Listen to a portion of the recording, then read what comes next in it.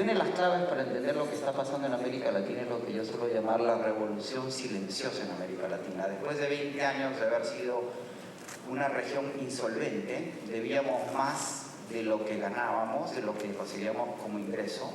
Hoy día la región vive una nueva era de solvencia.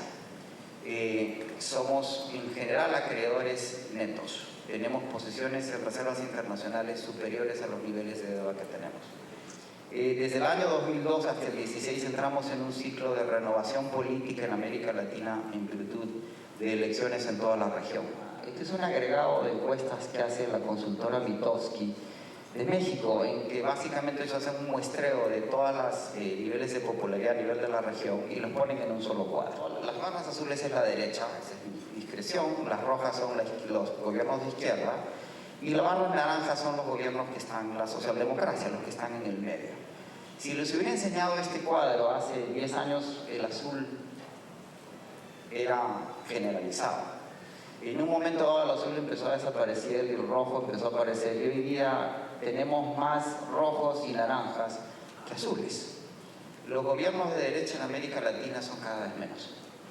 Y la política en América Latina está tendiendo a ir al centro y hacia la izquierda.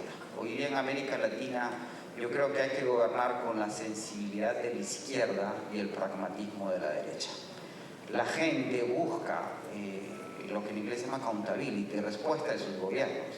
Y entre otras cosas porque la gente está más informada y está más comunicada. Y esto es una encuesta de Latinobarómetro que básicamente explica lo mismo, cómo se definen de izquierda a derecha de centro en América Latina. La barra roja es Venezuela. Como ven, el 36% se define como izquierda, el 32% de derecha y el 26% de centro. Es interesante lo que están pidiendo las mayorías a nivel económico y a nivel político es inclusión. La gente entiende claramente, y eso lo hemos visto muy claramente en el Perú, demandan ser iguales ante la ley. La gente entiende que la economía no es igualitaria, es equitativa. Equidad en la economía, igualdad en la ley. Y hay diversas formas de crear inclusión, desde la inclusión tutelada hasta la inclusión vulnerable. El cuadrante de la derecha es el cuadrante más positivo, que es inclusión democrática y productiva, que es, de acuerdo a las Naciones Unidas, el cuadrante de mayor producción. ¿Cuáles son las oportunidades y los retos que tenemos en América Latina? El reto socioeconómico es mejorar la distribución socioeconómica. Los sectores de menores ingresos siguen siendo una minoría de cara a los sectores de mayores ingresos, de menores ingresos. En la medida que no rebalanceemos esta inequidad, vamos a seguir teniendo problemas económicos y problemas políticos. Lo que sucede en América Latina radicalmente está empezando a suceder en las economías desarrolladas. De allí que no sea casual que Tsipras, el partido radical griego, haya ganado las elecciones en Grecia.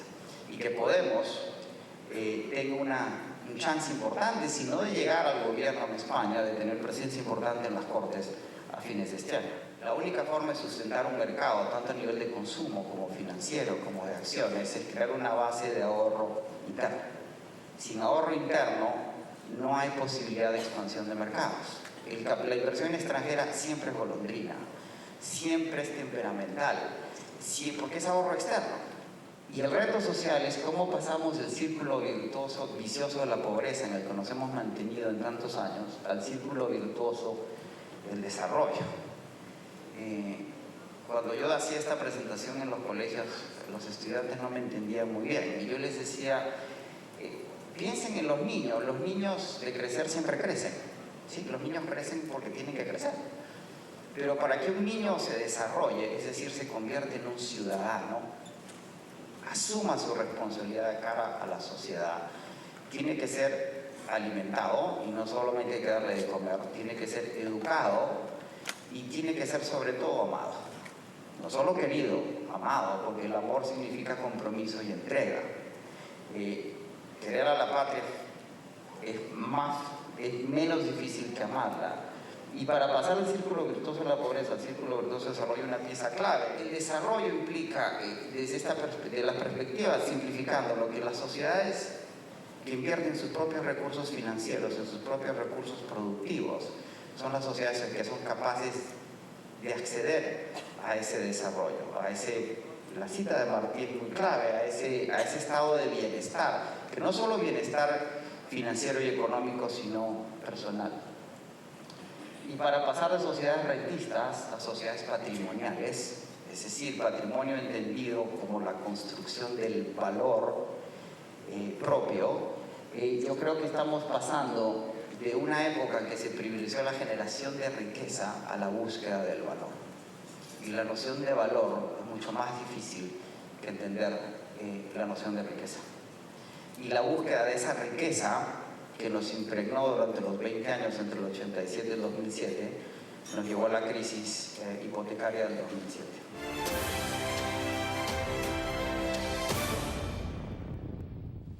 ¿Cuál es la situación? Vamos a pararnos frente al tamaño del problema, ¿no? Para entender cuál es la magnitud, ¿no? del reto que está por delante y poder entonces estimar el tamaño de las medidas que sería necesario adoptar. Este año pudiéramos tener un déficit en torno a los 18 puntos del Producto Interno Bruto. Veamos entonces un dato. La última información oficial que tenemos sobre el Producto Interno Bruto es el informe del Banco Central de Venezuela del año 2013, y nos indica que el Producto Interno Bruto de ese año fue de 438.200 millones de dólares, el PIB. Eso quiere decir que un punto del PIB equivale a 4.382 millones de dólares. Si multiplicamos eso por los 18 puntos, nos dice que este año el déficit pudiera estar en torno a los 78 millardos. Eso es mucho. ¿Cuáles serían las medidas, ¿no? que el gobierno tiene al alcance de la mano para ir recortando y cerrando este déficit?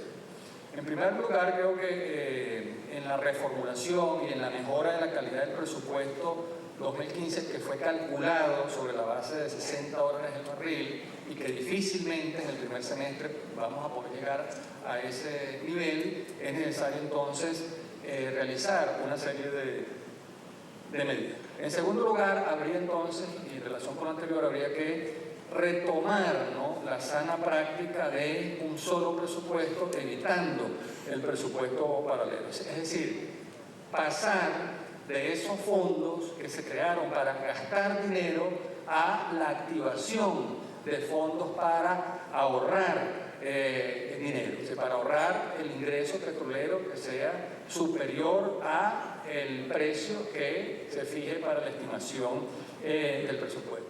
En tercer lugar, ¿no? creo que no se puede seguir esperando, ¿no? por una medida que es, como decimos aquí, un tiro al piso, que se pega, que es la que tiene que ver con la sinceración del precio de la gasolina. Otra medida en relación a la corrección del déficit fiscal es el planteamiento que ha venido haciendo en torno a la desestatización de las empresas que fueron expropiadas, que fueron estatizadas, ¿no? pero que hoy en día se encuentran prácticamente secuestradas, ¿no? por el burocratismo y por la corrupción. Ojo que estoy hablando de desestatización, no de privatización. Las distorsiones cambiarias, fundamentalmente por el impacto que tienen sobre PDVSA. PDVSA, como todos sabemos, genera el 96% de las divisas que tiene el país.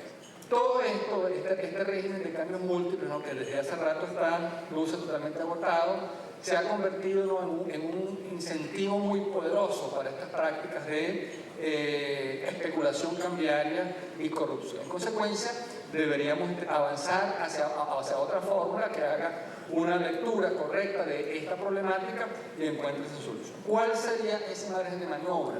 ¿Cuáles serían entonces las medidas para corregir las distorsiones cambiarias? Bueno, en primer lugar, concretar lo que se había anunciado de manera muy discreta o tímida el año pasado, cuando se planteó la convergencia o la unificación cambiaria. De modo tal que, fijando una sola tasa de cambio, el fisco evite el sacrificio que hace al rematar los dólares a 6.30 o a 12 cuando el mercado está diciendo que cuestan 20, 25 y 26 veces más. El desequilibrio monetario, ¿no? Bueno, ya de alguna manera lo expliqué anteriormente, viene fundamentalmente derivado del financiamiento monetario que el Banco Central de Venezuela viene realizando a PDVSA, ¿no?, que va ya por más de 600.000 millones de dólares, ¿no? Eso es una política totalmente incompatible, inviable. O sea, el margen de maniobra, ¿no?, para corregir esta situación, en primer lugar, lo que ya planteé antes. O sea, creo que en la revisión crítica que debemos hacer, lo que fue la reforma de la ley del Banco Central, o sea, hay que recuperar, ¿no?, la autonomía del Banco Central en el manejo de las reservas internacionales y en la emisión de dinero. Prohibir expresamente el margen de maniobra que dejó la propia Constitución, ¿no?, que ha permitido entonces el financiamiento monetario, particularmente el déficit de PDVSA y de las empresas públicas. Centralizar, ¿no?, las posiciones de divisas que tiene el país regadas en Bancoes, en Bandes, en otras empresas, en el Banco Central de Venezuela, realizar un manejo coherente del encaje legal, fijar unas tasas de interés que efectivamente remuneren el ahorro interno, que estimulen el ahorro interno, que debiliten el consumo, o la caotización de los precios, o sea, la destrucción del sistema de formación de precios. ¿Cuáles son las medidas que están al alcance de la mano para superar este problema de caotización de los precios?